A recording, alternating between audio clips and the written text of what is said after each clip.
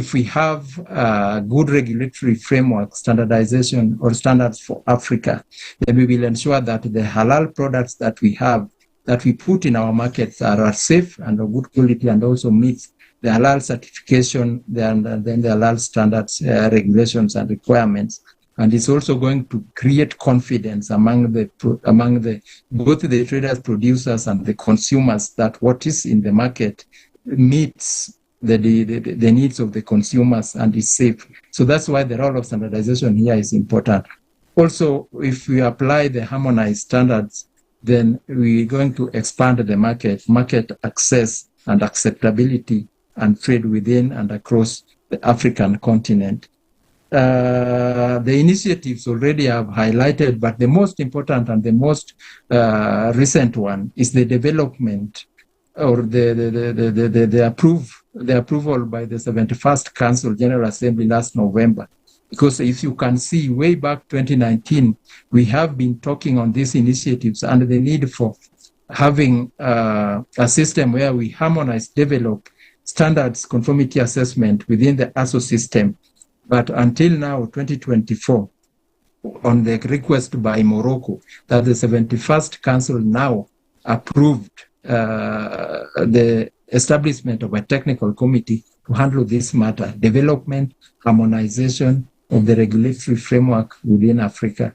So I think that one is one of the best that now also as a milestone has achieved and going forward. And I think just by March here, we should be able to be implementing the activities of these TCs. In fact, with collaborations, benchmarking with the international and regional organizations, and mostly depending on the member states, including Morocco, gaining from your experience. Thank you very much. Merci encore une fois, Monsieur Okongo. Donc, on continue dans notre programme. Notre prochain intervenant, c'est Monsieur Essam Allouz, chef de département normalisation à Limanor, qui va nous présenter une présentation sur le thème normalisation et labellisation halal, défis, réalisations et perspectives. Monsieur Essam Allouz est chef de département normalisation à l'Institut marocain de normalisation, qui représente le Maroc auprès de l'ARSO. Il est de formation ingénieur d'État en génie mécanique et il a débuté ses activités en normalisation depuis 2009. Monsieur Essam Allouz, vous avez 15 minutes pour dérouler votre présentation. Merci.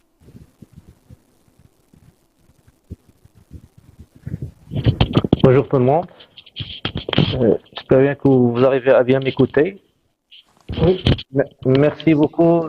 C'est un plaisir d'être parmi vous aujourd'hui et je remercie l'ARSO pour l'organisation et la co-organisation de ce webinaire avec les Limanor. C'est un plaisir de partager avec l'ensemble des parties prenantes notre expérience et nos éléments par rapport à la standardisation et à la labellisation. Comme vous le voyez, la présentation elle est en anglais, mais je vais commenter en français.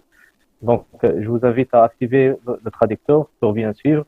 Donc, rapidement, le plan de mon intervention il commencera d'abord par un petit rappel du contexte et des éléments d'évolution du marché.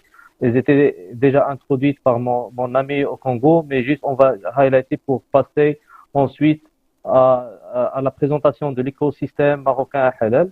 Et à travers cet écosystème-là, on va essayer dans un troisième temps de mettre en exergue les opportunités pour l'Afrique avant de conclure par des propositions ou bien des recommandations de notre côté.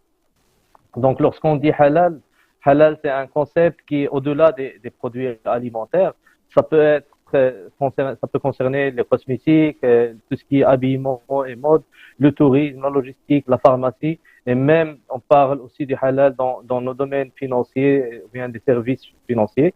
Et cela pour vous dire que le halal n'est pas juste un mot, il n'a pas juste ces liens religieux, mais on va voir que c'est au-delà des liens religieux. Il peut intégrer aussi des pratiques et des bonnes pratiques sanitaires ou bien de bonnes pratiques d'échanges commerciaux pour avoir une labellisation halal.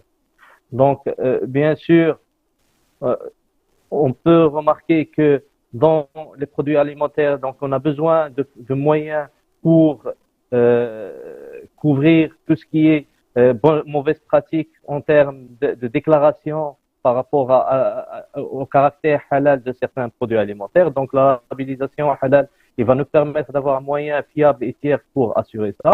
Aussi, c'est un moyen pour avoir une compétitivité, je dirais, faire entre les différentes entreprises qui claiment ou bien qui réclament ce caractère de halal de leurs produits ou bien de leur activité. Et on a bien vu que le marché halal, il est en continuelle expansion pour aussi, face à une demande de plus en plus croissante.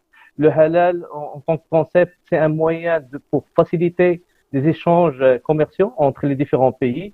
Et on va voir que par la suite, il y a plusieurs régions du monde qui sont considérées. Et si j'ai à citer le cas du Maroc, l'Imanor, bien sûr, conscient de ça, il a même mis en place un protocole de reconnaissance qui est basé sur les normes SMIC et on va en parler puisque Monsieur le secrétaire général il est avec nous. Donc c'est un protocole qui est basé sur les normes SMIC et il est basé sur les normes internationales et qui marche aujourd'hui, qui a fait une reconnaissance de plus d'une trentaine d'organismes certificateurs halal et cela dans l'objectif de faciliter effectivement le commerce international.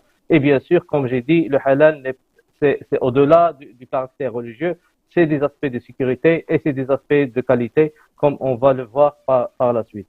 Donc là, c'est juste des données de marché. Je ne vais pas m'attarder beaucoup dessus parce que, comme j'ai dit, mon ami Congo les a cités. Donc c'est un marché qui est en explosion, je dirais, exponentielle du marché avec un chiffre qui va dépasser les 2000 milliards de dollars.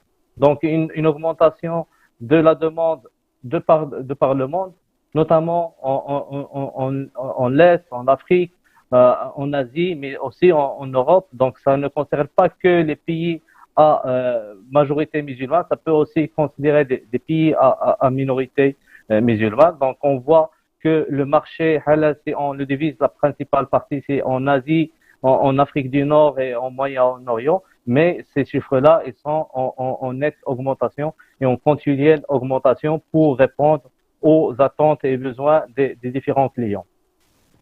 Donc, si vous le permettez, avant de vous parler de l'écosystème halal, juste pour partager avec vous que la normalisation halal au Maroc, on a beaucoup de normes, plusieurs normes qui concernent notamment les produits, tout ce qui est cosmétique, tout ce qui est le tourisme et bien sûr la gélatine qui est comestible, qui peut être un ingrédient dans des produits qui sont contenant cet ingrédient-là.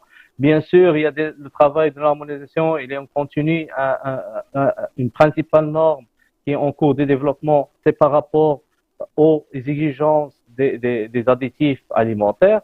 Et le travail de normalisation pour cette année au Maroc, on prévoit de travailler sur plus de 9 normes concernant le domaine du halal.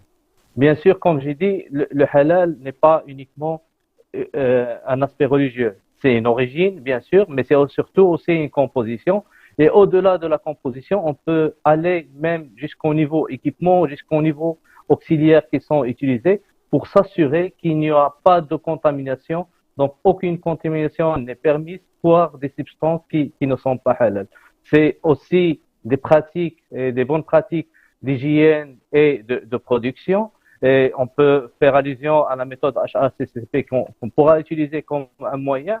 Bien sûr, c'est ce qui est aussi l'aspect sanitaire et sécuritaire du produit lui-même, mais une composante importante, c'est d'assurer la traçabilité du contrôle depuis de la fourche à la fourchette, comme on dit, pour assurer un produit et pouvoir dire le slogan halalan tayyiban, comme on dit en arabe.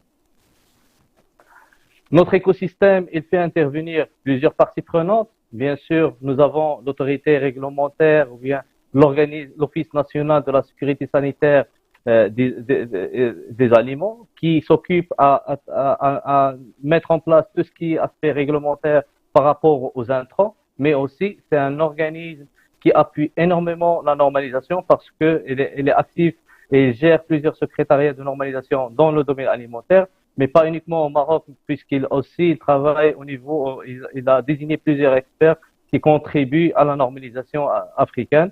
Bien sûr, à travers, en plus de tout ce qui est réglementaire et la définition des normes, il y a des organismes de support qui accompagnent les entreprises marocaines pour se conformer, notamment l'AMDE, Maroc PME et l'ASMEX, et des organismes d'exportation comme Morocco Foodex et le ministère de l'Industrie.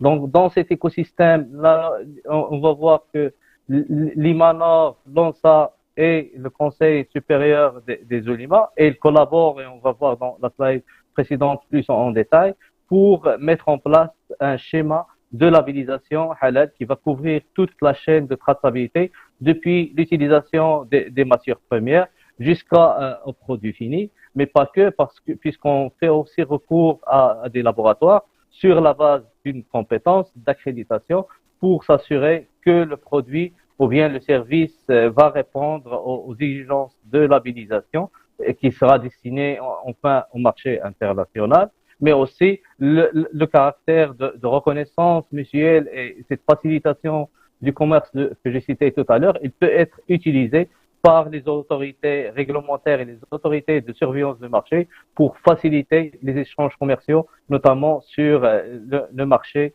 local et les importations. Dans cet écosystème, comme j'ai dit, il y a trois principaux piliers. Il y a l'ONSA pour tout ce qui est autorisation et réglementation des produits et des intrants qui peuvent entrer dans la composition et la fabrication des produits. Il y a le schéma de certification où on se base sur l'instance suprême religieuse qui est le Conseil supérieur des éléments, à travers notamment dans la composition qui intervient directement dans les équipes techniques avec des experts techniques et des experts religieux. Et on se base bien sûr sur des comités consultatifs qui peuvent nous donner leur avis pour améliorer nos règles de labellisation et de certification suite à la mise en œuvre de ce label. Bien sûr, ce schéma, aujourd'hui, on a plus de 300 entreprises qui sont certifiées avec plus de 1000 produits qui sont labellisés par le label Halal Maroc. Et on voit que les produits suivent un petit peu la logique des potentiels du marché que j'ai montré tout au début. Et vous voyez comment cette répartition-là qui vise l'Asie, l'Europe, l'Afrique également, mais aussi l'Amérique du Nord et l'Amérique latine. Donc, en termes de potentiel pour le développement de l'Afrique, l'Afrique est un grand producteur de matières premières. Il y a une grande opportunité pour intégrer et développer que ce soit des produits alimentaires, des produits cosmétiques ou bien même le tourisme halal et les finances islamiques. Donc, c'est un grand marché avec un grand potentiel à exploiter. Et bien sûr, comme j'ai dit, l'aspect halal, on peut l'utiliser dans le développement de la production, dans la maîtrise des importations, mais aussi pour exporter et intégrer de nouveaux marchés internationaux et pourquoi pas intégrer des chaînes de valeur. Et je vais vous donner un exemple, ou bien 3 cas pratiques. On est connu en Afrique par la production de l'ananas, du cacao ou bien des dattes. Ces produits-là, on peut les utiliser comme des intrants dans soit des industries ou bien des industries de transformation qui sont sur l'Afrique, mais on a des cas où l'ananas est fabriqué et utilisé par des entreprises européennes pour la suite qu'il soit exporté vers des marchés qui sont demandeurs du label halal, d'où cette opportunité. Donc, ce n'est pas uniquement l'aspect religieux, mais cette possibilité et opportunité d'intégrer une chaîne de valeur qui est à destination d'un marché où le critère halal est utilisé. Bien sûr, ça, c'est un potentiel, c'est nos ambitions, mais il y a des challenges qu'il faut qu'on surmonte, notamment la mise en place des normes harmonisées, la mise en place d'infrastructures de certification et son développement, et bien sûr, cela pour répondre au marché en nette expansion du marché halal africain et marché international. Et c'est une opportunité pour les entreprises africaines pour améliorer leurs exportations et renforcer, bien évidemment, la collaboration régionale entre les différents pays. Donc, avant de conclure ma présentation, donc l'objectif, c'est de renforcer, bien évidemment, la collaboration entre les organisations de normalisation qui sont là pour accompagner les entreprises à saisir cette opportunité, à ce potentiel de marché halal et intégrer des chaînes de valeur internationales. L'harmonisation des critères de labellisation, ça peut porter sur tout ce qui est alimentaire, mais aussi pour les secteurs qui sont non alimentaires, et le développement du marché halal de manière générale. Et je vous remercie pour votre attention.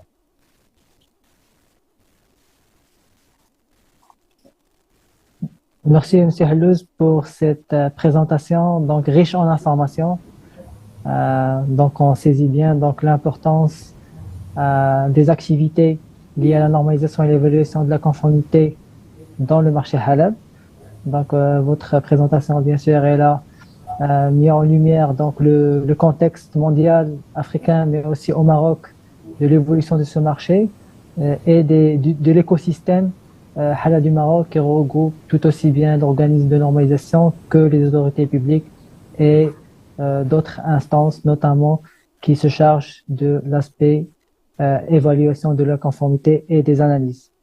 Vous avez aussi parlé des opportunités offertes dans le marché halal, notamment donc l'intégration des produits africains dans des chaînes de valeur mondiales pour des marchés à destination où le critère halal il est exigé. En mettant tout cela en perspective, pouvez-vous mettre en avant l'expérience brièvement d'Imanor sur comment les normes et les modes de vérification de la conformité et l'étiquetage affectent le commerce dans l'industrie halal? Merci.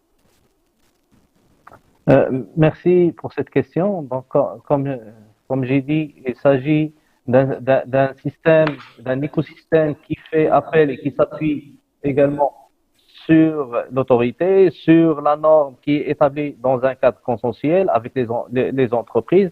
Et notre schéma de labellisation, il se base sur la compétence des auditeurs techniques, de l'aspect religieux à travers l'accompagnement des représentants du Conseil supérieur des ulémas au Maroc. Et bien sûr, tout cela, il est confirmé par des analyses et des analyses qui confirment que le produit il est exempt de tout produit ou bien de toute non-contamination halal. Et à travers le déroulement de ce processus, il permet à l'entreprise d'avoir une labellisation, un label qu'il va apposer sur ses produits. Et ces produits, ils peuvent répondre et voyager vers des pays internationaux. Comme j'ai dit, il y a ce mécanisme ou bien ce protocole que l'Imanor a mis en place de reconnaissance des organismes de certification. Donc, ça va permettre de mettre à disposition des entreprises des outils qui sont reconnaissables entre eux et qui leur permettront d'ouvrir et d'accéder à des marchés internationaux, mais aussi à répondre aux attentes du consommateur national. Merci beaucoup pour vos éclaircissements et vos éléments de réponse. On va enchaîner avec, on a vu donc la partie normalisation et évaluation de la conformité, où donc les laboratoires d'analyse jouent un rôle primordial dans ce processus d'évaluation de la conformité. On a avec nous le plaisir de recevoir Monsieur Dr Saïd Gmouh, qui est docteur en chimie et directeur technique au sein du multilaboratoire LC2A. Il est expert en management de qualité et métrologie et possède une vaste expérience dans le développement et la validation des méthodes analytiques selon l'ISO 17025. Et il travaille actuellement donc dans plusieurs projets et il a une expérience significative dans le domaine de la labellisation halal. Monsieur Gmouh, donc il va nous présenter une présentation sous le thème labellisation halal, analyse et évaluation de la conformité. Monsieur Gmouh, vous avez 10 minutes pour dérouler votre présentation. Merci. Merci beaucoup, Sam. Alors, je vais essayer juste de partager ma présentation.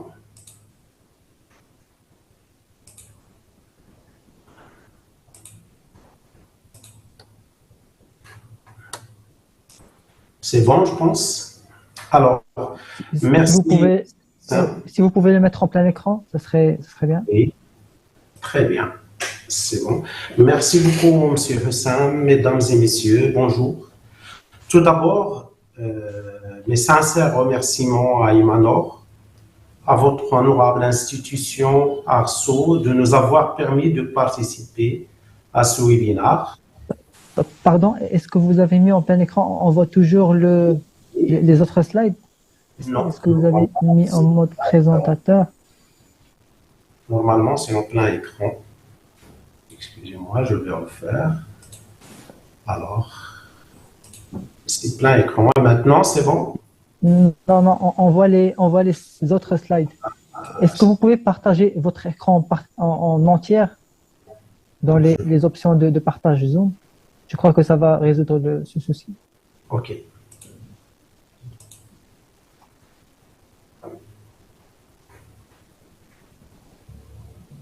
Tout l'écran, OK.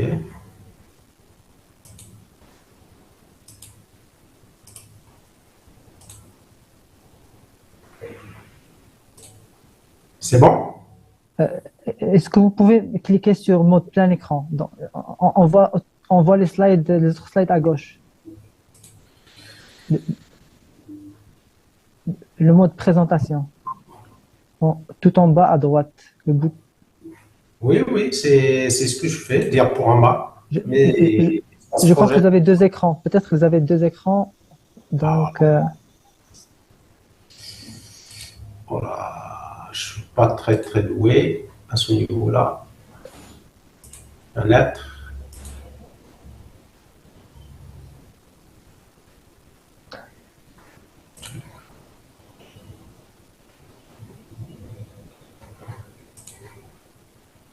Non, j'y arrive pas. Désolé.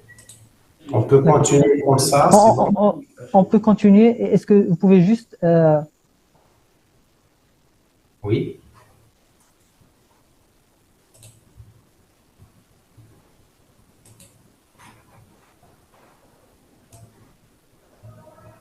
C'est mieux? Est-ce que c'est mieux, s'il vous plaît?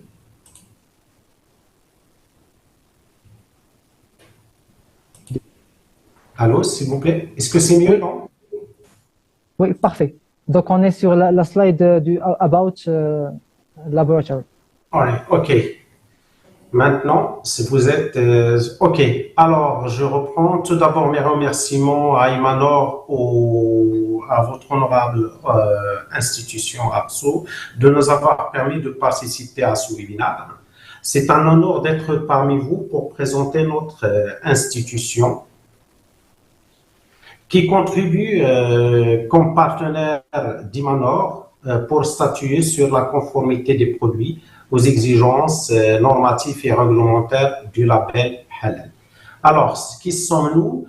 Le multilaboratoire LC2A est un laboratoire constitué de 3 filiales qui opèrent dans différents domaines, agroalimentaire, agronomie, pharmaceutique et industrielle. Donc, on dispose de plusieurs plateaux, de plus de 4000 mètres carrés de laboratoire qui opèrent dans des conditions et qui répondent aux exigences internationales dans le domaine.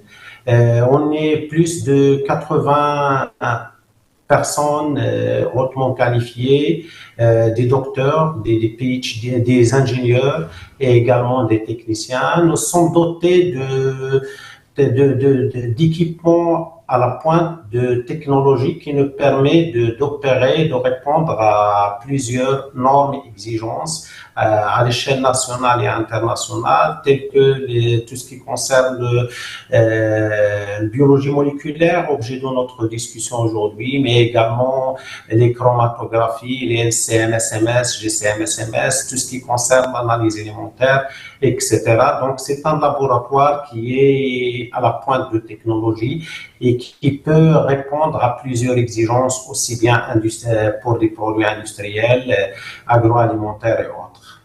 Donc, tout ça, il est opéré et exécuté en répondant aux exigences de l'ISO 17025 et ce qui nous a permis d'être accrédités aussi bien par notre organisme, le service marocain d'accréditation, que par le COFRAC, le Comité français d'accréditation, vu qu'on opère beaucoup avec l'étranger ou on opère pour des organismes qui assurent l'export, etc. Nous sommes également certifiés GMP+, dans le domaine du feed and food et reconnus, agréés par notre organisme ONSA pour tout ce qui est agroalimentaire et tout ce qui est produit mis à la consommation pour la consommation humaine. Alors, également, nous sommes reconnus et agréés par Imanor pour tout ce qui est certification halal. Notre laboratoire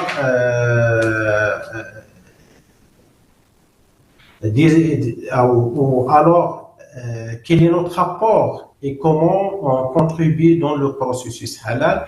C'est à différents niveaux pour assurer principalement l'absence de matières interdites telles que l'ADN porcine ou autres ADN de viande, mais également pour vérifier la présence ou l'absence de l'alcool dans les produits et par conséquent statuer sur leur conformité.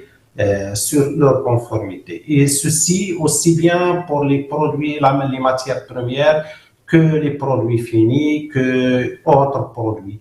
Nous opérons également dans le domaine du halal cosmétique que nous avons démarré très récemment, où nous sommes en train de finaliser les validations de nos méthodes pour pouvoir statuer sur leur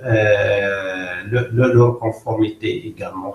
Les référentiels utilisés principalement dans le cas de l'agroalimentaire, c'est la NM08, comme vous l'avez bien cité tout à l'heure, mon collègue, 080-800, Halal Food, exigences et autres.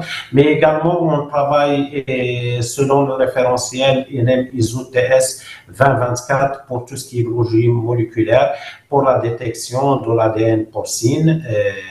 Et ça nous permet, en utilisant les dernières technologies ou les technologies de pointe qui existent actuellement sur le marché, telles que la PCR en temps réel, mais on dispose également d'un séquenceur qui peut aller plus loin en termes de détection et de limites de détection. Également, on utilise tout ce qui est chromatographie gaz qui est couplé à un headspace, doté d'un headspace espace-tête qui permet de déterminer ou d'identifier la présence de traces d'alcool dans tout type de matière, qu'elle soit liquide, solide ou autre. Ceci afin d'assurer la fiabilité de nos résultats. Nous avons intégré différents réseaux d'essais interlaboratoires et nous avons intégré le processus d'accréditation de ces essais selon le référentiel ISO 17025. Alors, quelles sont les matières ou les matériaux qu'on peut analyser dans notre laboratoire dans ce cadre? C'est les différents produits qui peuvent être aussi bien composés en produit fini ou qui peuvent être utilisés en tel que ce soit dans le domaine agroalimentaire ou être tels que les viandes, les laits, tous les produits laitiers, les céréales, les huiles, les fruits et légumes. Et nous avons également tout ce qui est boissons non alcoolisées, le miel et même de l'eau potable.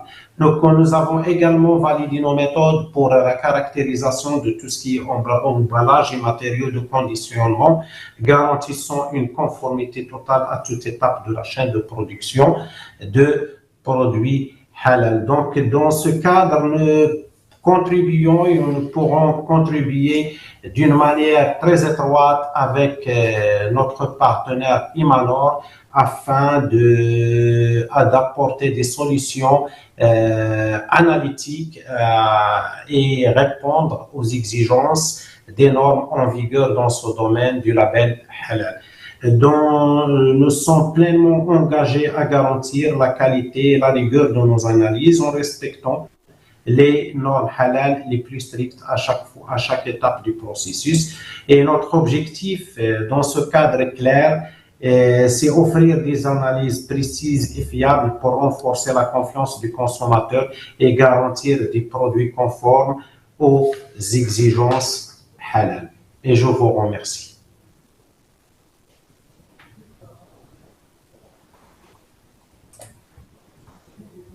Merci beaucoup, Monsieur Gomouh. Donc, Dr Gomouh, pour votre présentation et les informations que nous avez fournies. Donc, on a une idée plus claire sur les activités menées par les laboratoires d'analyse, qui sont un élément primordial dans le processus d'évaluation de la conformité lors de la labellisation halal. Tout cela dans l'objectif d'assurer la fiabilité des résultats d'analyse, bien sûr, tout cela donc dans le cadre aussi de l'accréditation 17025.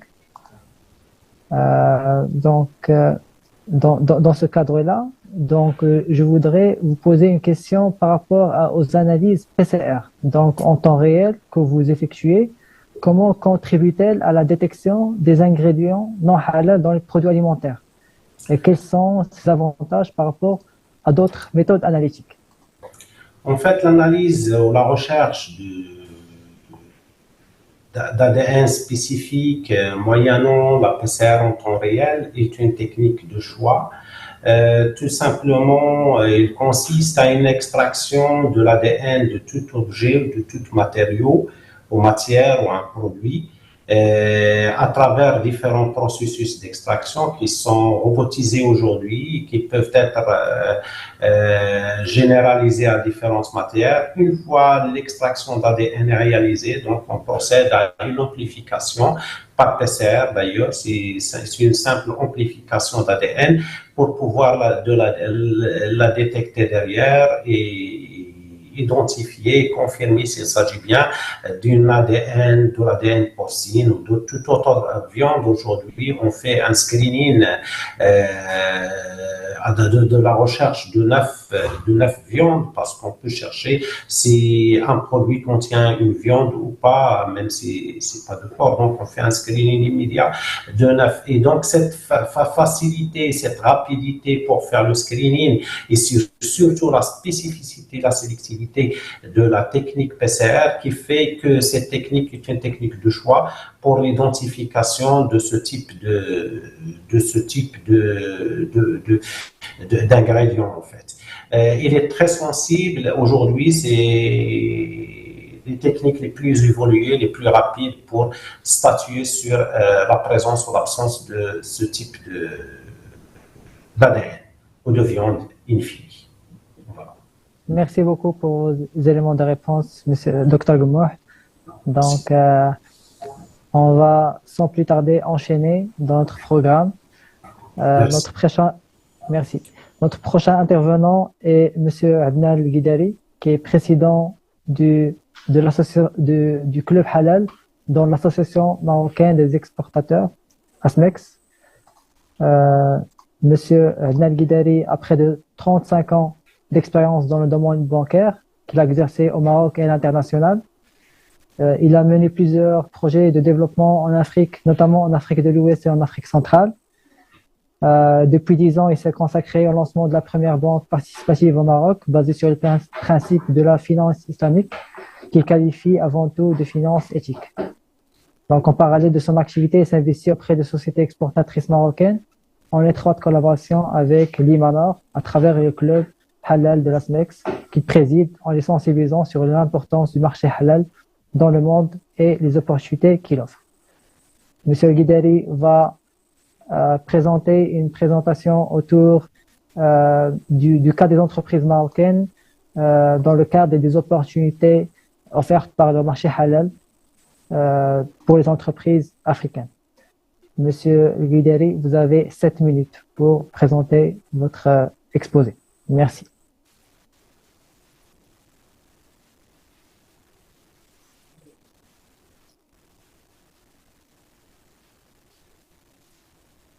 Merci d'activer votre micro. Si vous m'entendez?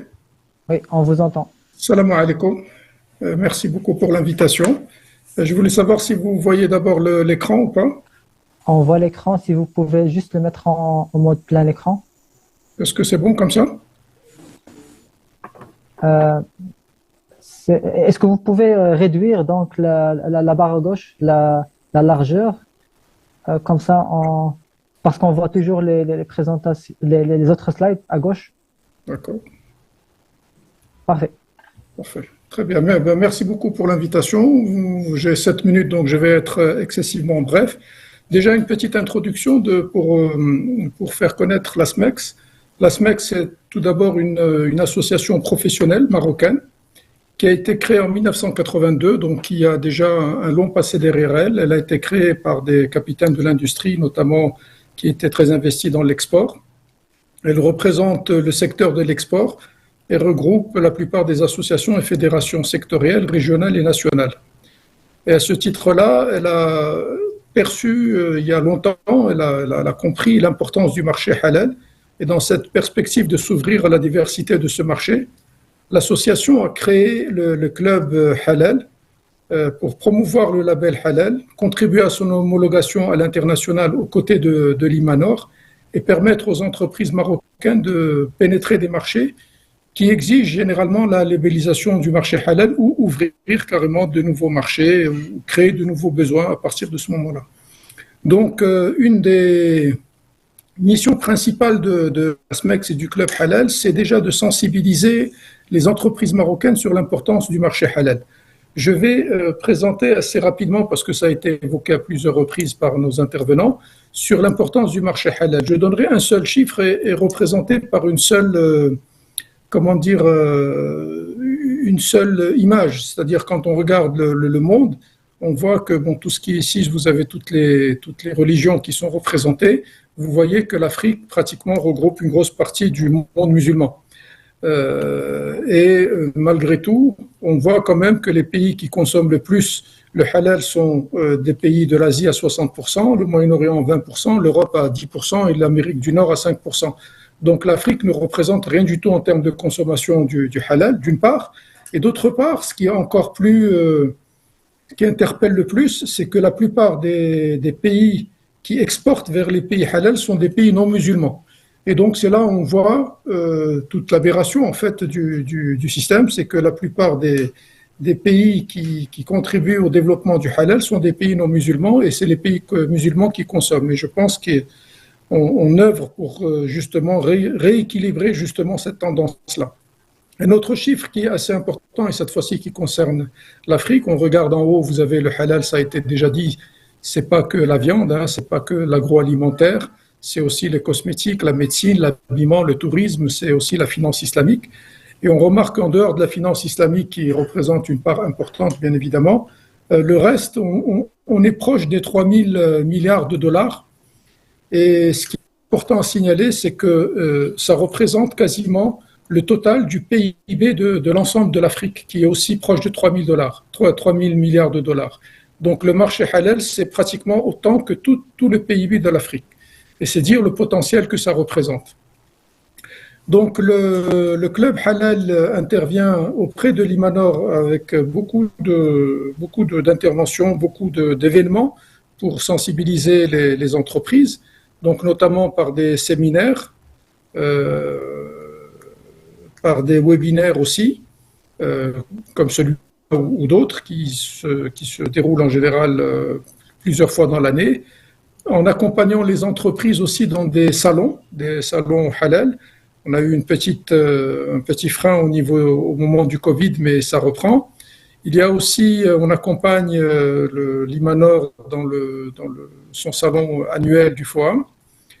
Bien entendu, elle est présente aussi auprès de l'IMANOR dans le cadre des reconnaissances mutuelles de labels que l'Imanor signe avec les différentes organisations et organismes internationaux qui contribuent beaucoup à créer des liens entre les pays. Et aujourd'hui, il y a plus de 300 entreprises halal, certifiées halal, dont la plupart sont adhérentes à la SMEX et au club halal, bien évidemment.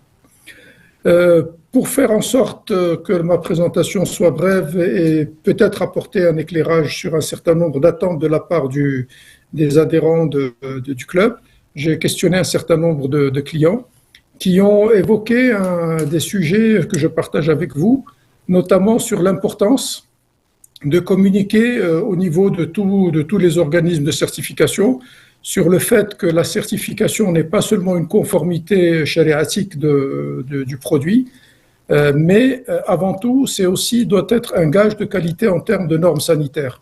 Notamment, il y a eu plusieurs scandales sanitaires qui ont pu écorner un peu toute la partie industrie alimentaire. Et il est important que le halal puisse avoir, au-delà même de l'aspect conformité, avoir un véritable gage de qualité, notamment sur des produits de conservation qui ne soient pas toxiques, qui ne soient pas cancérigènes, ou sur toute la dimension OGM. Si on arrive à faire en sorte que le produit halal soit reconnu comme un gage de qualité, au-delà même de la conformité, qui est une condition nécessaire mais pas suffisante, je pense que on changera un peu l'appréciation du label halal, qui pourra même être un label utilisé dans des pays même qui ne sont pas musulmans.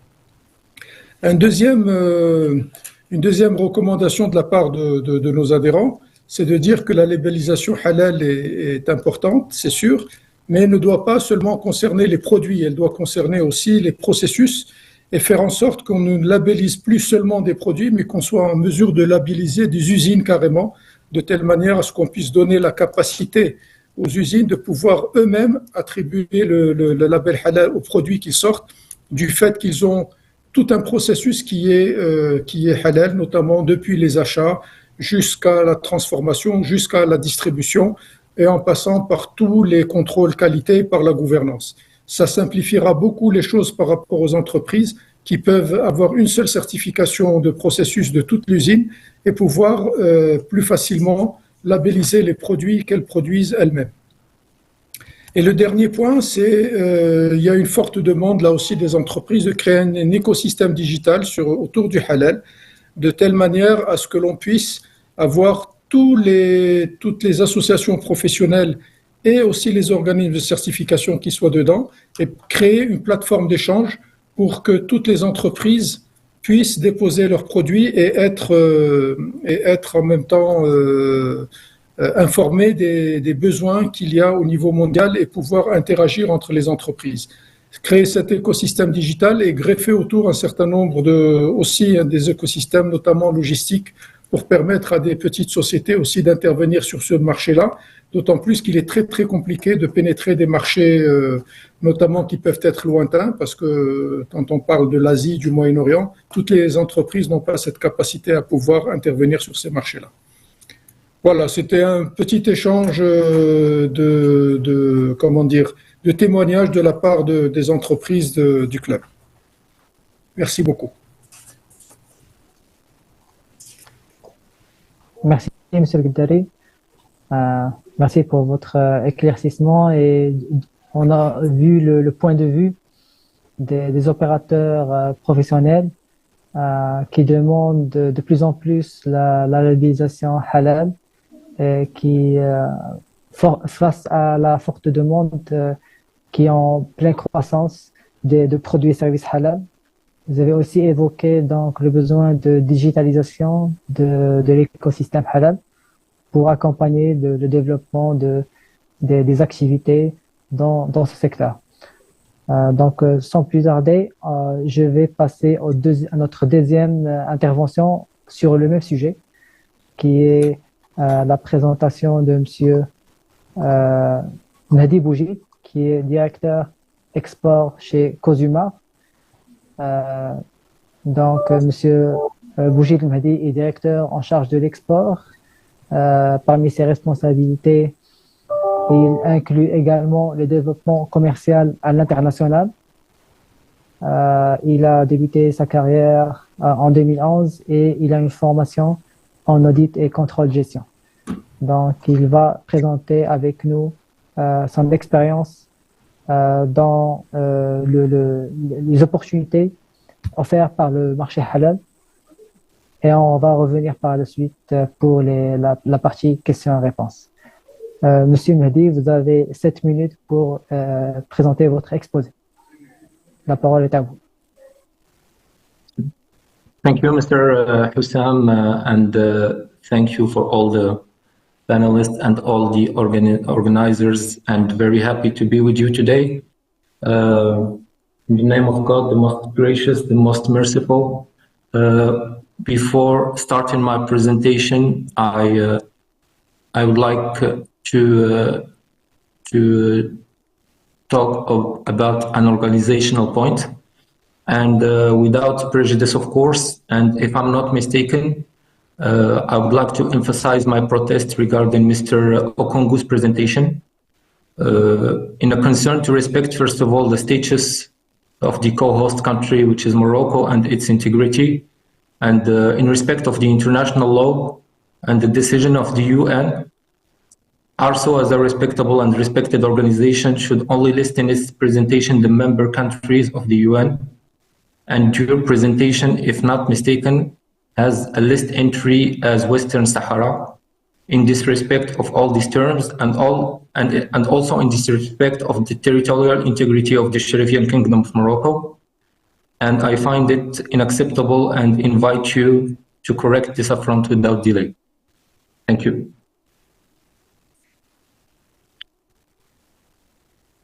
Going back to our main topic, my presentation is about the halal experience from the viewpoint of Cosumar, and it is entitled Halal Spring.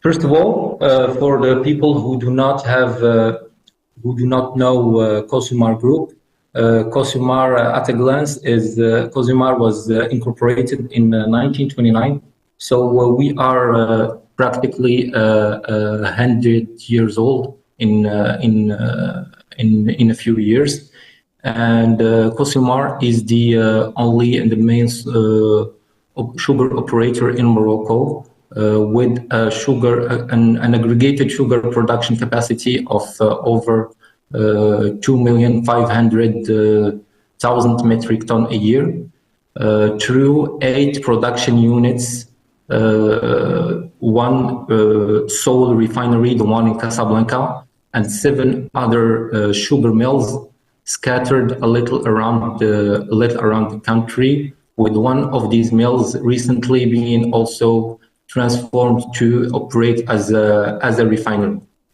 We have the burden of fulfilling 100% of the local market, which is annually around 1,200,000 metric tons, in addition of our involvement in the export sector. Cosumar is an annual turnover of around $1 billion as of the account statement of the year 2023, a market capitalization of $1.9 billion. And all of this is done through and thanks to around 1,200 employees. Some information regarding the export program. The export business unit was started in 2013, and we can say that we've come a long way since that year, and we have an average volume of export of around 650,000 if we look at the last 5 years. We have reached, since we started our export operations, more than 80 countries around the world, including all the continents except Australia. And yearly, our products are exported to some 40 or 45 45 countries, depending on where the demand is. And we are very proud to say that we are the first exporter in TUs from the Casablanca port. Now going to the main subject, which is the halal market. It is for Cosumar indeed an opportunity and a must. An opportunity because it is a huge market, as some of the panelists already said and talked about the figures. The figures are huge. The halal market in terms of only agribusiness is around $2 trillion valuation according to Statista. And also it offers a very big growth rate valued at around 5.5 or 6%. And this number is according to the American Halal Foundation. And I chose those numbers, but not because they are the only numbers, but because they are the more conservative. According to other organizations, the halal market is a lot more bigger than that. Those were the opportunities, but it is also a must. First of all, because the natural markets for our export program for our products are mainly Muslim countries. So asking asking for the halal for the goods to be halal certified. I'm talking about the North African countries, the southern part of Mediterranean, the eastern part of Mediterranean, Turkey also, but not forgetting also a very, very big export program to the West African countries mainly.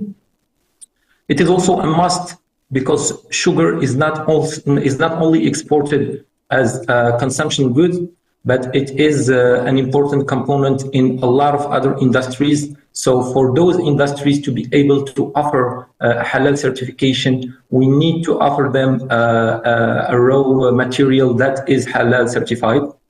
And the third thing is that it became a must because not only its attractivity to the Muslim community, but also to a large number of consumers outside this community.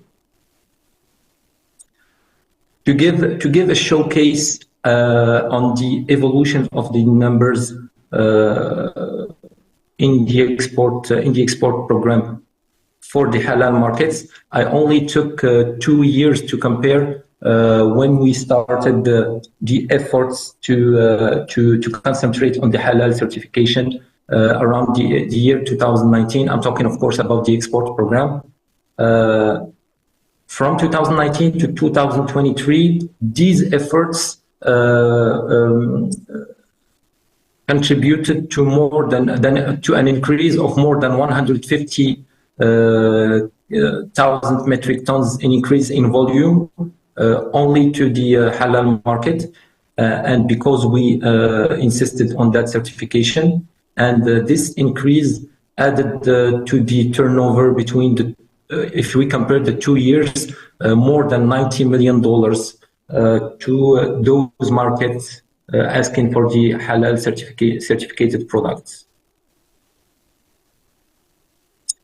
Now we've come a long way, and as I showed you, the halal certification and its implication in our goods, in our product, contributed a lot, but it doesn't mean that we will stop here. We are, of course, concentrating again on the halal certification and on the halal market in our expansion strategy through different points. The first one is to deepen the market penetration. I mean to strengthen the presence in high potential African markets. And this goes by building partnership with distributors in Muslim majority countries and localizing marketing strategies to address regional consumer needs. It also goes through strengthen the certification and the compliance. And this can be achieved by collaborating with global halal certification bodies such as Arso Imanor, and in investing in advanced production technologies to ensure transparency and also traceability. Traceability is very important. The third point that we need to work on to improve in that market is to empower the stakeholders and partnerships through, in my opinion, educating stakeholders, including distributors and consumers, on the importance of the halal certified products, and also through collaborating with the government agencies and trade organizations to promote Morocco's export potential in halal markets. The last point, as the dear panelist that was before me said, is the digital transformation and marketing, which is a very, very important point. And it goes through leveraging the digital platforms to enhance visibility and accessibility in the halal markets, and use e-commerce and direct-to-consumer channels to tap into that market. Thanks a lot. That was my presentation, and your questions are welcome.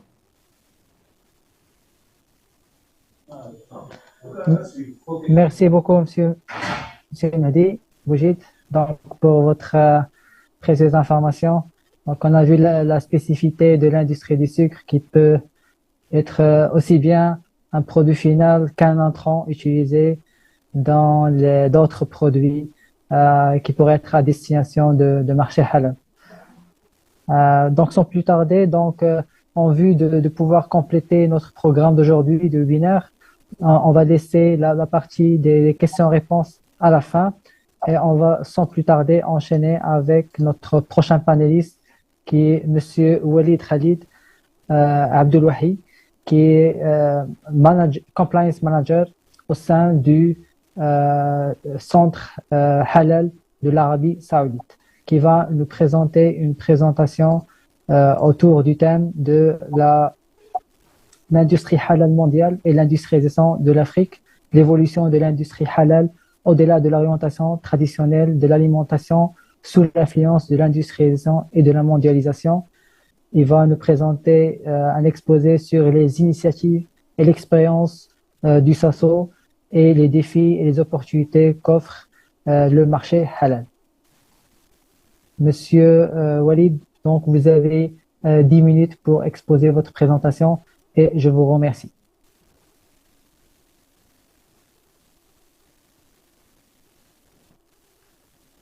Thank you so much.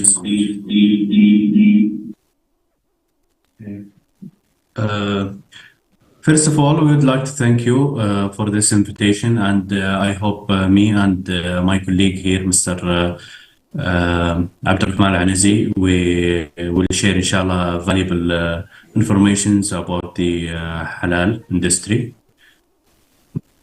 First, we want to share with you a quick view about the Saudi Halal Center. Our vision to be the most trusted halal assurance body globally, and our mission to achieve the highest quality and compliance in the halal assurance by providing best-in-class services to nurture the development of the halal ecosystem and ensure the global community trust.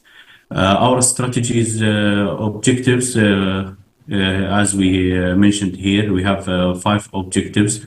First one, strengthening the halal assurance and ensuring compliance, and promoting the Saudi halal trademark, offering innovation services, also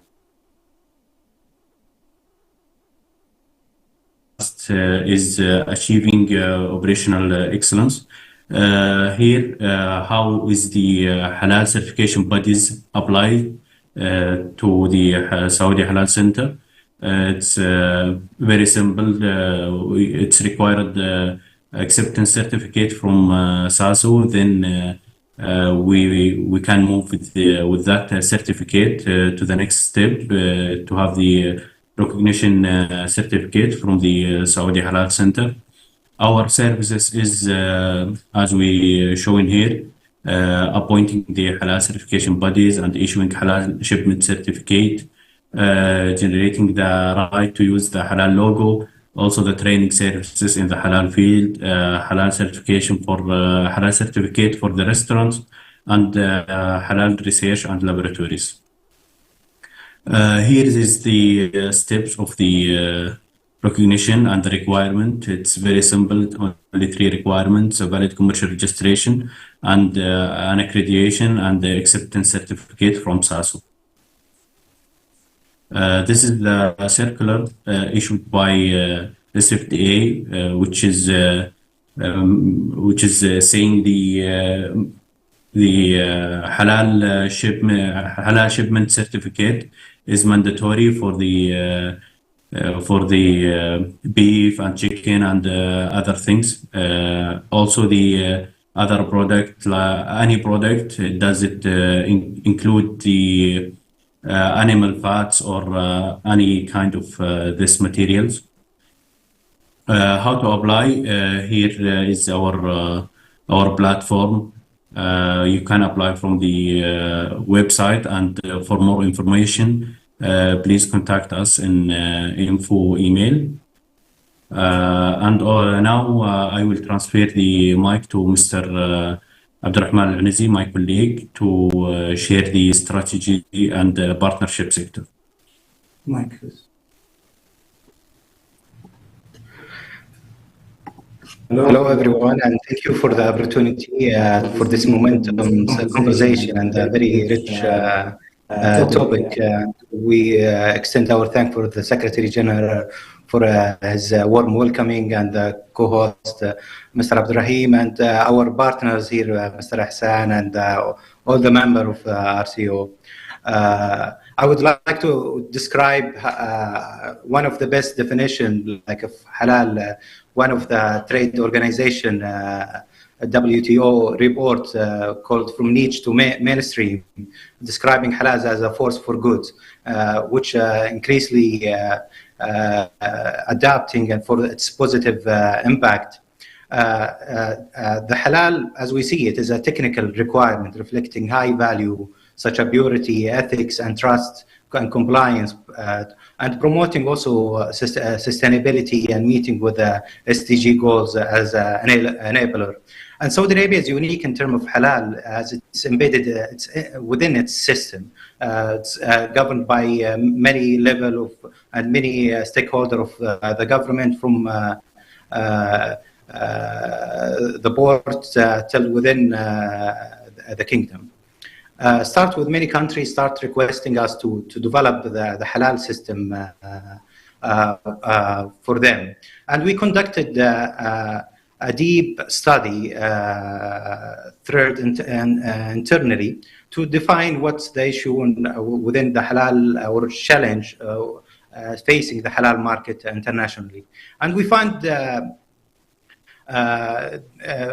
some of the challenging, which is not just for halal, and halal is we see it as go beyond, and it's supposed to be fixing these issues, such as misleading information. I was just watching yesterday a report, a news report about like some news reporter like ordering like lamb from different restaurants, and when they analyze it, they got like a ground beef and ground with chicken, or like vegetarian protein, which we see it is an issue of like the food safety requirement doesn't go beyond for the sourcing to fix this. And we also, from our work, we find like a lot of fake certification, duplication, lack of supervision, absence of audit, risk in supply chain. We had noticed like the recent month some example of that, like ham and cheese was certified as halal, and this is because the chain is so long, and a lot of things could go wrong in there. And so we can see non-compliance and lack of aquatic training. Some for the country like where they don't have like enough training. I don't have a lot of time, so they told me like to go very fast. So that's why we chose our mission. Our mission is like to to achieve the highest level of quality and compliance by providing exceptional service that enhance the halal ecosystem and build international trust globally. So our mission is like to enable the country to achieve and implement the standard of halal and build the infrastructure. This is the network of our halal certification body around the world, and we keep expanding day by day. I heard like we reached already 84, so maybe we need to update this one. The next one. In order to achieve this, we have 4 pillars. First one is the training and competency building by training more than 50,000 trainees around the world by 2029, because education is the core to build the knowledge. And the second one, enable innovation, which we launched the digital platform for the halal certification and traceability website. The third one is developing and promoting global halal mark. There are like from our study we found there are like 400 halal logo around the world, which we know their source. Anyone can just print halal logo, but what is the reference and how to confirm it's meeting the standard, and also the strengthening our strategic partnership here with some of our partner already here with MNOR and CEMIC to harmonize this standard. Next one. So this is our initiative of the global halal mark. The global halal mark is just not just a logo. There is a lot of technology behind it, and as I said, it is go beyond any food safety. It is go for the ethical part, the purity, even the promoting the sustainability. And we see like more and more demand, even from non-Muslim, because they want to verify the source. We saw some report they talking about the increase of demand after Corona. We keep seeing people around the world. They see it as a mark of quality for them to ensure the safety and of the product. Next one. So why we see it is potential and helpful for Africa. Africa has tremendous opportunity actually. And I was surprised when I was doing my little research. It is a home for 700 million, led by Egypt and Nigeria with 100 million Muslim each. It is already a halal hub, and it's close to main halal market in Middle East and Asia. And also like the agriculture livestock is amazing. I was just reading about some report from FAO in 2022 where they indicate the total livestock reaching 3.7 billion, led by Ethiopia with 150 million, Sudan with 130, and also we have South Africa. And I have a personal story with South Africa because I was studying in London, and the only halal restaurant around me was Nando's. So I used to go there very often, and I really fall in love with the very sauce and the taste of many African restaurants over there where they are certified halal. So we would like to see this more often. And South Africa's success story, because we found like more than 50% of the halal is meat. The meat is certified as halal because they are a big exporter and they benefit from that. And even non-Muslim inside, because the Muslims are representing only 1.5%, but they enjoy the benefits halal is bringing to them. And also unifying this standard, which is the goal of this organization, is going to help a lot in intra-trading between the country and unlocking also the halal investment, attracting new local. We see like more and more like halal parks in many non-Muslim countries. This is the situation before for halal when we receive the shipment from outside. It's super messy. We find a lot of duplication. We cannot search and archive this documentation. And this is the situation after we launch the digital platform. So everything you can scan from the logo till the certificate. If you scan the logo, you can see the certificate. You can trace the product, where is it coming from, and verify this information to the end consumer. This is the list of our services to enable and empower a country to build the infrastructure for halal. If you can finalize in 1 minute. One, establishing halal center. The second one, if there is a halal center, we can provide the integration digital halal system. And also we're providing this global halal logo, which we see as, we took it as an initiative because it is going to drive the force and will help to harmonize and meet with all the stakeholders meet on one common ground. And the fourth one is supporting country in the halal sector by providing especially advisory and consultancy, like how the best practice and how they can implement the system.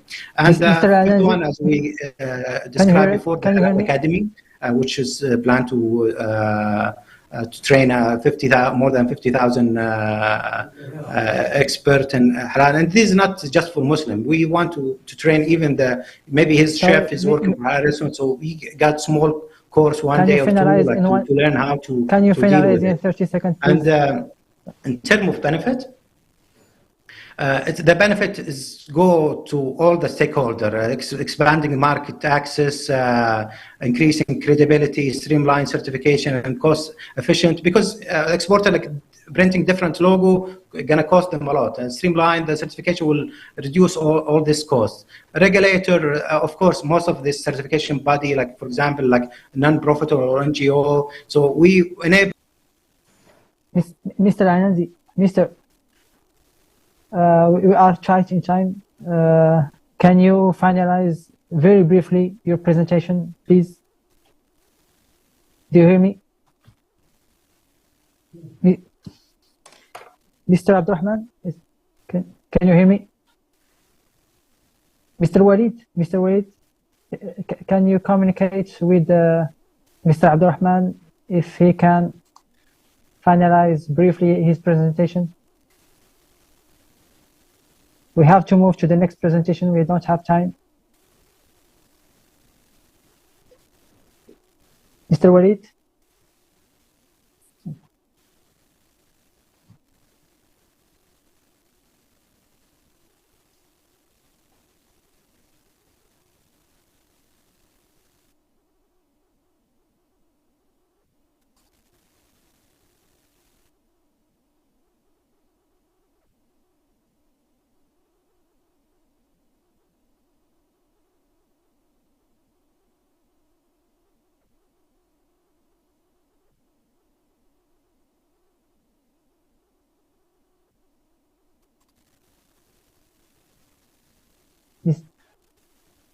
Thank you, Mr. Abdurrahman. Thank you for presentation. You gave us a lot of information about initiative of and experience of SASO in regards to labelization of halal. You also have pointed out mandatory certification schemes in halal in many products. Je vais continuer en français pour le reste du webinaire. Merci pour les gens qui sont restés connectés. On enchaîne avec la dernière présentation au programme de ce webinaire. On a le plaisir d'avoir avec nous le secrétaire général du SMIC, M. Ihsan Ovut, qui va présenter un exposé autour de la journée mondiale des normes halal. Comment exploiter le pouvoir des collaborations et des partenariats pour aider à unifier les normes halal en Afrique et dans le monde. Monsieur Ovut, si vous pouvez nous faire votre exposé en moins de 10 minutes, comme ça on pourrait clôturer notre webinaire à temps. Merci, la parole est à vous. Sorry, I couldn't hear in English. There's no translate. I was just saying if you could make the presentations in 8 minutes or less, because we are running after time and we have to end the webinar in time. Thank you for your collaboration. Okay, thank you very much. Who will share my presentation, me or your side? You can do it. You can present from your end. Okay.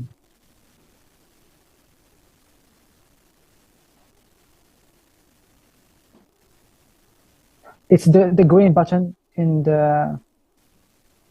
I see. In the bottom portion of the screen.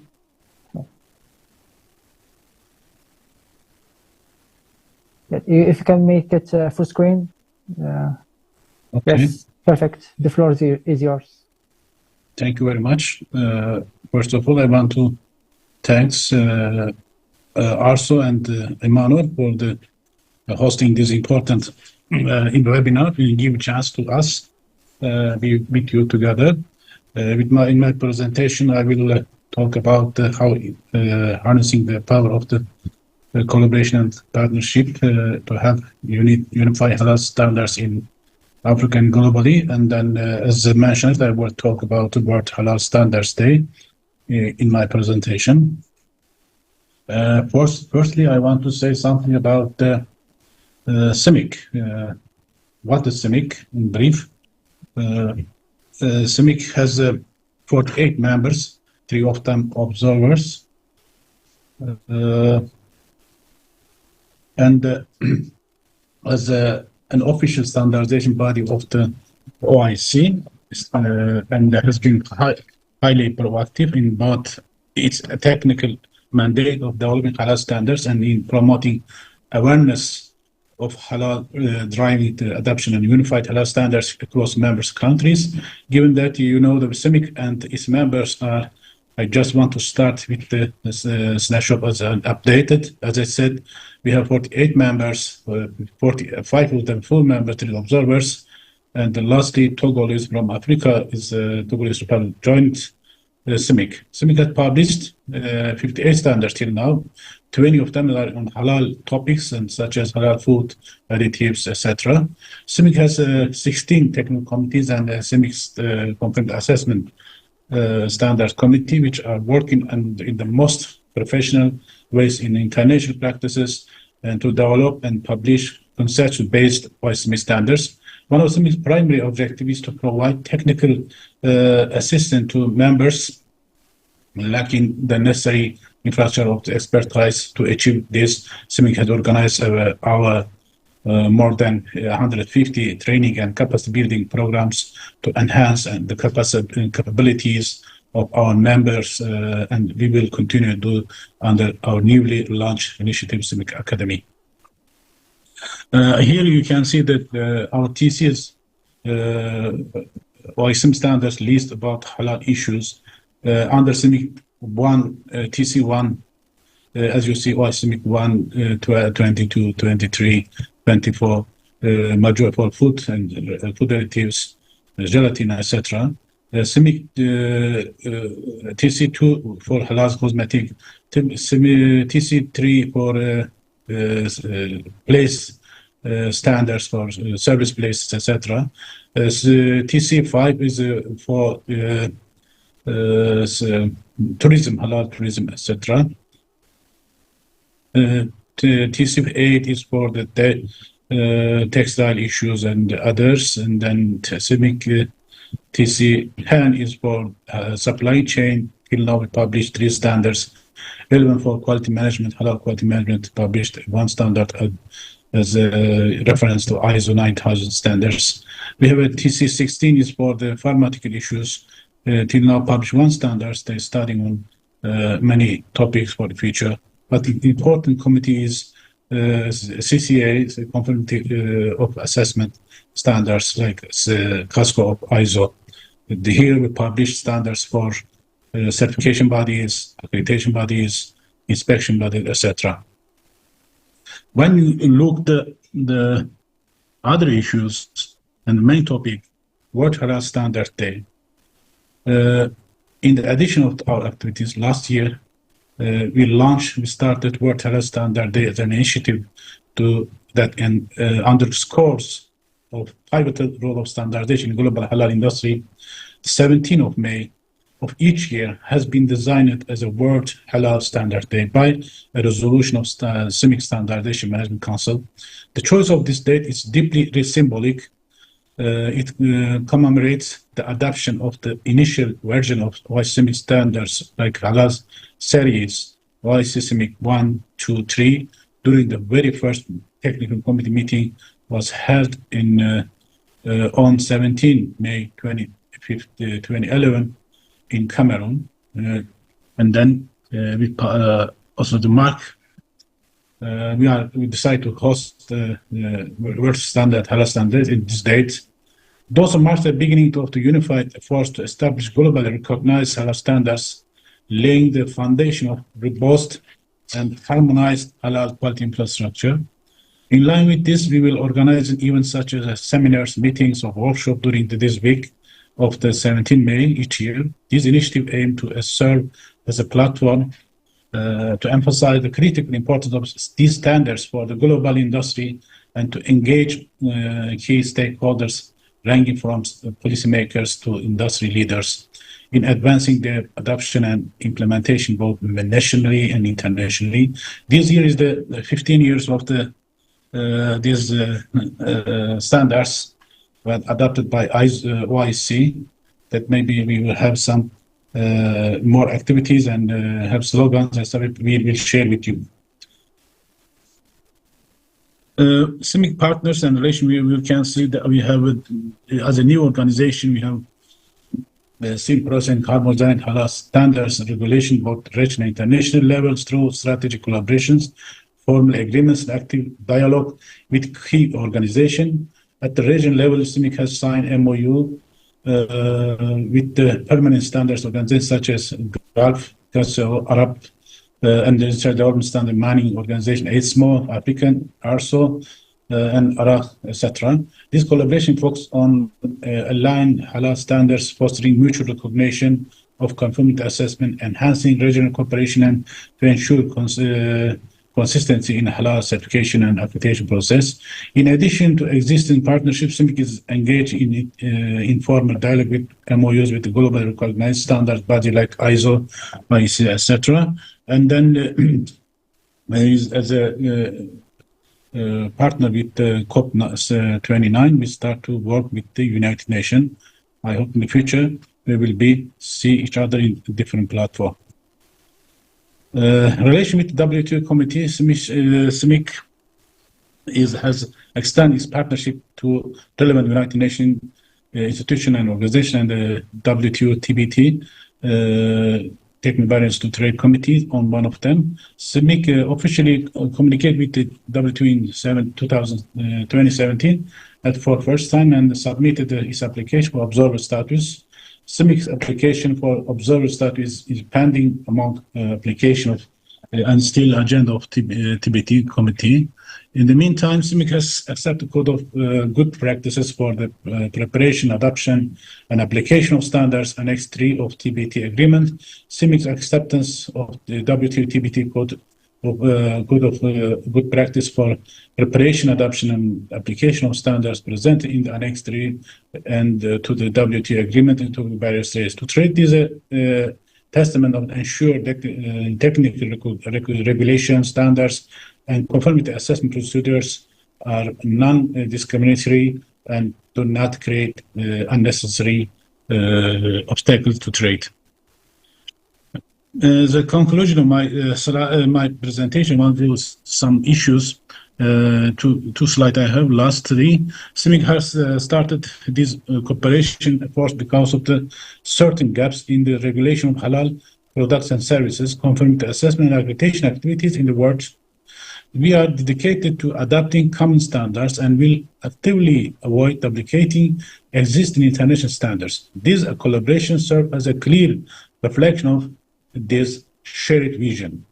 The OIC Global Halal Quality Infrastructure is our established framework for the halal industry. And it is essential to our partners to recognize and uphold this ideal platform for addressing halal-related matters. As you know, the African Continental Free Trade Agreement is a great platform to improve trade within Africa and connect the continent to the global economy. One important area to focus on is creating and using halal standards to help trade in halal products, given that ARSO has established a 10 committee for halal. It's clear that African continent is striving for unified frameworks. With our existing MOU with ARSO and sharing common members, collaboration and joint efforts are vital to advancing the adoption of unified OIC CIMIC halal standards across the African OIC region. I believe this collaboration new committee we will open our door to all ARSO members, and then I hope we will have single standards in our platform. In my last slide, I want to say something about the halal standard in the Africa region. By adopting unified halal standards, African countries can align their halal products and services with the global requirements, facilitating smoother trade within the African continental free trade area and beyond, thus boosting exports and economic integration. Standardization supports Africa's industrialization agenda under the African Agenda 2063 by creating a robust framework for producing high-quality halal standards and services and attracting investment and encouraging local manufacturing. OIC CIMIC standards with their professional development structure will help identify and mitigate obstacles in halal value chains, improving production efficiency and trade reliability across the continent. Unified standards contribute to creating a common regulatory framework for the halal industry, addressing inconsistencies in standardization and conformity assessment system. According to OIC standards, and collaborating with the CIMIC will be a key driver in boosting intra-African trade by minimizing technical barriers. So to conclude, there is a great potential for partnership between CIMIC and ARSO, and adopting OIC CIMIC standard by the ARSO members will enable Africa to build a competitive and sustainable halal economy, foster industrial growth, enhance trade, and promote economic development across the continent. We are excited about the opportunity to work closely together with the ARSO in the upcoming period, as well in our shared commitment to support joint initiatives and avoid duplication of efforts. As I said, all doors are open, all ARSO members and ARSO management.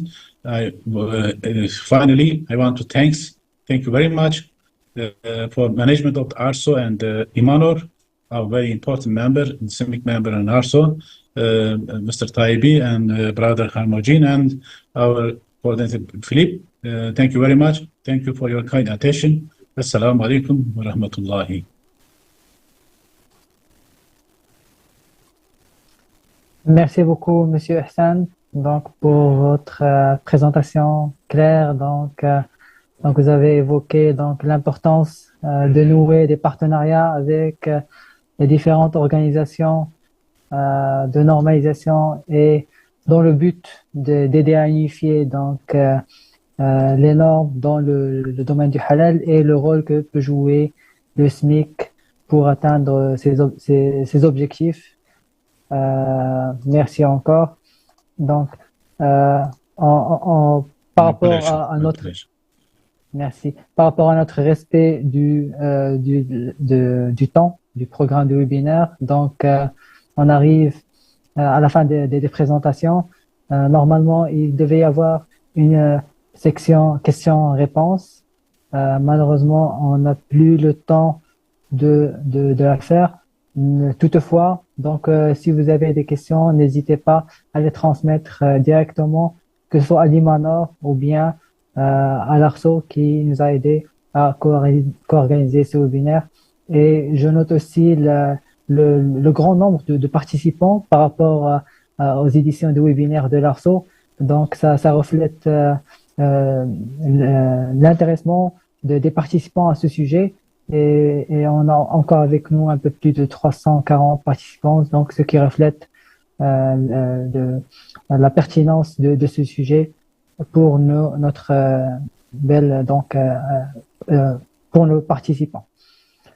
Maintenant, je donne la parole à Monsieur le secrétaire général de l'ARSO, Monsieur Hermogène, pour donner ses mots de clôture. Merci beaucoup. Je tiens à te remercier, Tariq, pour bien la bonne conduite de discussion. Et je voudrais aussi mentionner que à cause du temps, on va essayer dans nos prochains webinaires essayer aussi de un peu réduire le temps de présentation pour que vous puissiez et les panélistes puissent aussi répondre à quelques questions. Mais comme tu l'as déjà mentionné, on va prendre des questions que j'ai vues en ligne. Et puis on va essayer de répondre à des questions. I would also like to mention that we will circulate the link for this webinar, and you can also get the presentations. I really take this opportunity to thank our panelists. I think you can give them an applause, a virtual applause. Yeah.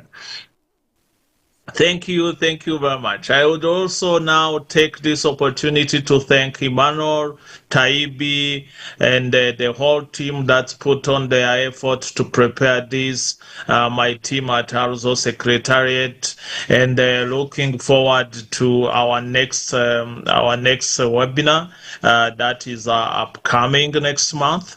And we will touch on all the subjects related to quality infrastructure this year, but mainly also touching on why do we standardize, why do we harmonize the standards. We need always to look at the impact. Our 52nd session will be on the issues related to impact of testing in conformity assessment for sustainable development. It will be on 26th February. It will be also co-hosted by the Tanzania Bureau of Standard, TBS. If I am not mistaken, but we will mention to you all the panelists in the coming time. I would also like to ask all of you if you can put on your cameras, then we do a virtual group photo. Put on your cameras, please, and put on your nice smile. IT team, are you taking the photos? Dan, can you confirm? I can confirm that I'm taking the photos. Thank you. Thank you very much. See you next month, on 26th February. Thank you very much. Bye. Thank you. Thank you. Thank you. Thank you very much. Bye-bye. Take care. Goodbye.